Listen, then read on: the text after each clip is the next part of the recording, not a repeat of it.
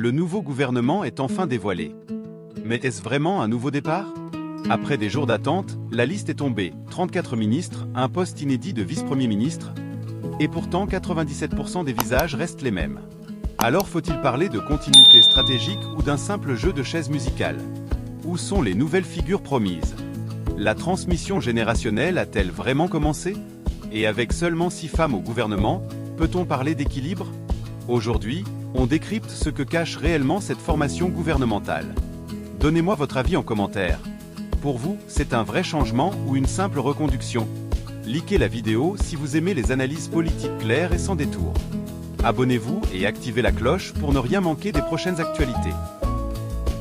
Oui, vraiment ce gouvernement était très attendu et il y a eu quelques petites surprises, mais pas trop. La première surprise qu'on a eue, c'est le poste qui vient d'être créé, c'est une grande première, le poste de vice-premier ministre. Et puis, bon, la sortie d'Engro Khalif quand même à Djoumani, qui est au gouvernement depuis longtemps, ces observations faites, et puis aussi l'émergence le contrôle des ministères d'État par les femmes, Mme Anne Désiré Oloto et Mme Diamba Kalé. Vraiment, c'est seulement 2 femmes qui aujourd'hui sont ministres d'État. Et puis bon, il y a vraiment des techniciens aussi qui ont retrouvé leur poste de prédilection. Voilà. Jérôme Dri. Pas grande surprise, ce qui me concerne. Il y a à peine 2 semaines, on était sur ce même plateau. Nous disions qu'il ne fallait pas s'attendre à un grand changement. Et vraiment, avec la publication de la liste du gouvernement, on nous a donné raison. On a fait juste un jeu de chaises musicales. On a déplacé X, Y simplement. Et c'est ce que nous observons quand on regarde cette équipe des 34. Le chef de l'État a opté peut-être pour la continuité. On note que le gouvernement a été reconduit à près de 97%. Il y a eu seulement 4 ministres qui sont sortis. Certains ont changé juste de portefeuille. Bon, pas grand changement. Et ça nous a laissé un peu sur notre faim. On a pensé que la transmission générationnelle dont avait parlé le chef de l'État allait commencer par ce gouvernement. Mais bon, ceux qui ont cru à cette promesse devaient attendre encore. Et nous revenons pour dire que quand on voit ce tableau, ça convainc ceux qui pensent qu'il n'y a plus de compétences au RHDP. Il n'y a plus de compétences au RHDP, que c'est un gouvernement RHDP, il n'y a plus de compétences, puisqu'on prend du vieux pour faire tout du neuf. Et ça va continuer comme ça. Bon, à quand la transition générationnelle? Est-ce qu'il n'y a pas de jeunes compétences là-bas qui peuvent encore apporter quelque du sang neuf au fonctionnement de l'État? Vraiment, beaucoup de questions trottinent aujourd'hui.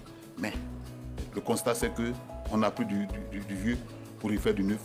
C'est le même recommencement, rien n'a changé. Et bon, l'État fonctionne. Saint-Claver-Oula, comme Jérôme Ndri, vous pensez qu'il n'y a pas de changement?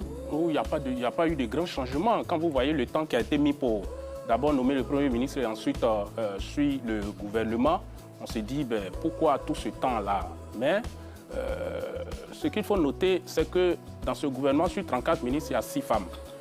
Ce qui revient à dire que le pourcentage est largement en deçà de 30% des femmes. Ici, il s'agit de nomination.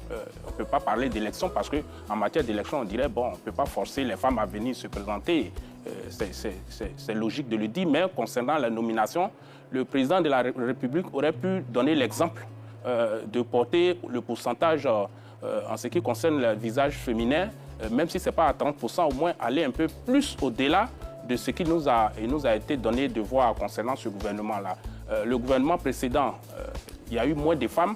Dans ce gouvernement encore, il y a également moins de femmes. Comme je l'ai dit tantôt, 6 visages féminins, des visages qui sont déjà connus, il n'y a pas de nouveaux visages. Donc moi, j'aurais vraiment souhaité qu'il y ait de nouveaux visages féminins, ce qui n'est pas le cas. Ensuite, il y a vraiment quelques nominations, moi, qui m'ont paru opportunes, notamment la nomination de M. Kofi Nguessan au poste de ministre de l'Éducation, parce que ce monsieur...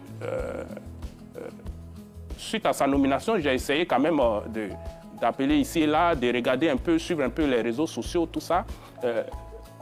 Dans la majorité des cas, des Ivoiriens se sont réjouis que ce monsieur-là hérite de ce portefeuille, le portefeuille de l'éducation, de l'alphabétisation, parce que c'est un monsieur intègre.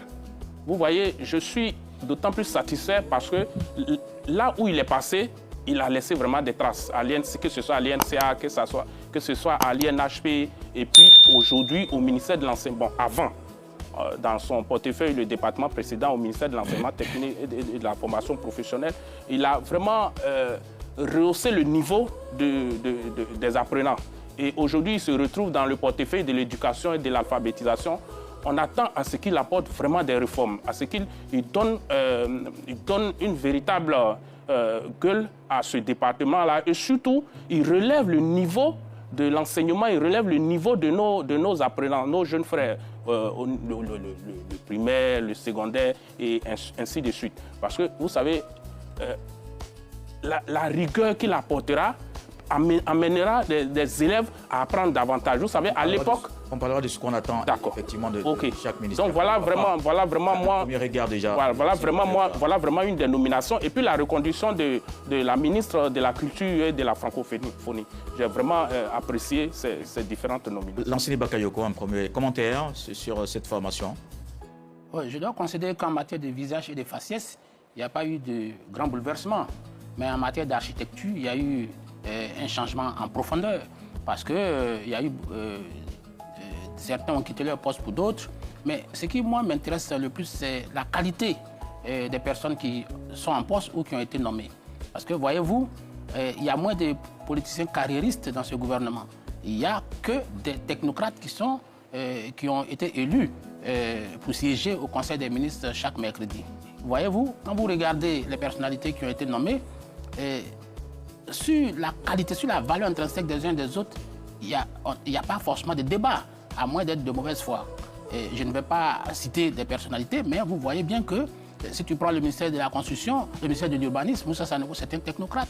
Même le vice-premier ministre, c'est un technocrate, c'est un financier. Vous allez prendre Koné Bruno, vous allez prendre Françoise Remarque, Amédée Kouakou, Yensié, tout ça, ce sont des technocrates. Et vous voyez, il y a aussi les nouveaux venus qui sont là, qui, chacun dans son domaine, a déjà fait ses preuves. Si vous prenez Djibril Ouattara, tout le monde sait que c'est quelqu'un qui est dans la science, dans la télécommunication depuis bien longtemps. Il y a Abou Bamba, qui est un expert chevronné, abouti en matière d'environnement. Donc, je crois qu'il y a eu un changement en profondeur. Parce que certains veulent qu'on renverse la table. Non, on ne renverse pas la table. Parce que nous voulons, ce que la population demande, ce sont des résultats. Si ceux qui ont été nommés portent des résultats, moi, je ne vois pas où se trouve le problème. Parce que si on vient renverser la table, parce qu'on doit satisfaire les uns et les autres, mais s'il n'y a pas de résultat, qui va l'assumer? Donc je crois qu'aujourd'hui, le gouvernement qui a été formé était attendu et je pense effectivement que les résultats sont là. Moi, je ne vais pas me focaliser sur les uns et les autres pour dire que tel est plus brillant que tel autre. Non, je crois que le chef de l'État sera responsable des résultats et comme ils sont issus de l'ancien moule a fait des résultats qui sont tangibles. Et je crois que les entrants, au regard de la qualité des intrants, de leur parchemin, de leur background, de leur parcours, je pense que la Côte d'Ivoire, la grande Côte d'Ivoire est en marche et aujourd'hui nous avons tous les leviers nécessaires pour faire aboutir cette grande Côte d'Ivoire. Gladson Mathieu, vous l'avez dit, il y a une attente particulière de ce nouveau gouvernement qui indique aussi ce que la population attend de cette nouvelle équipe de Mambé 2. Pour vous, quels sont les grands chantiers, les missions justement que ce nouveau gouvernement doit adresser tout de suite? Bon, l'avantage, c'est qu'on vient à peine de terminer les élections et les orientations, justement, samedi, d'abord le 31 décembre, et samedi, le président de la République qui a été élu sur la base d'un programme l'a répété au ministre. Il y a des exigences immédiates d'ici mars qui veut que tous les villages soient électrifiés, mais mieux que les villages qui ont besoin d'adduction d'eau, qui ont besoin d'extension, qui ont besoin donc que le réseau électrique soit renforcé, qui ont besoin que la distribution d'eau soit beaucoup plus effective. Il veut que tout cela soit clair, tout cela soit réglé. Et puis il y a la question de l'emploi jeune.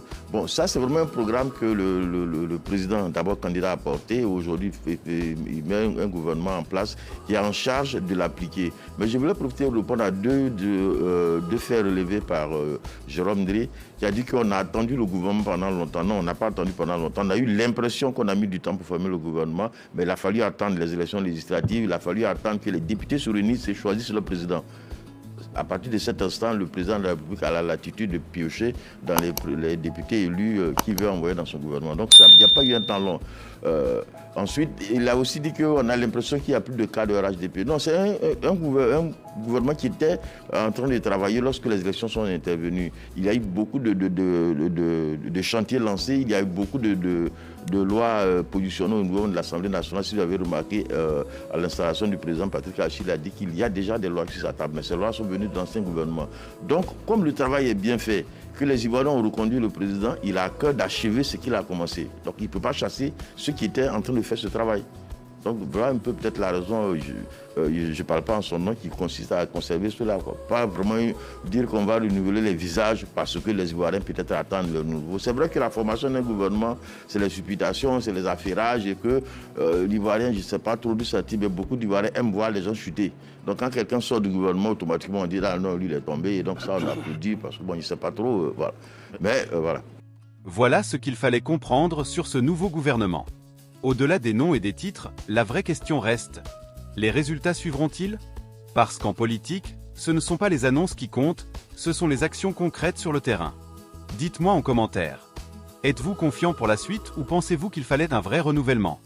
Si cette analyse vous a aidé à mieux comprendre la situation, likez la vidéo, abonnez-vous et activez la cloche pour ne rien manquer des prochaines actualités. On se retrouve très bientôt pour une nouvelle analyse.